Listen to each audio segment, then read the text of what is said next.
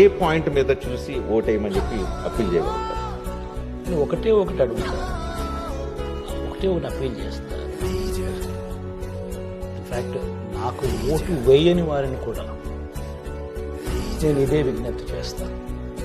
నాకు ఓటు వేయకపోవడానికి వాళ్ళకున్న రకరకాల కారణాలు ఉండొచ్చు, కులం కావచ్చు, వాళ్ళకున్న వాళ్ళ పార్టీల అఫిలియేషన్ కావచ్చు, ఏదైనా కారణం కావచ్చు.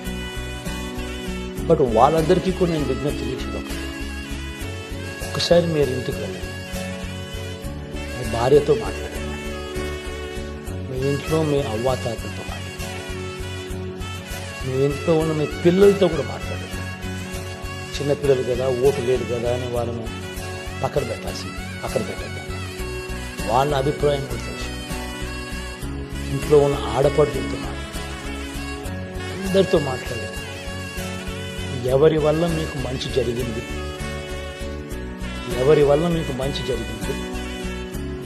ఎవరు ఉంటే ఈ మంచి కొనసాగుతుంది అన్నది ఒకే ఒక్క అంశం మీ ఓటును గైడ్ చేసేట్టుగా మీరు ఆలోచన చేసి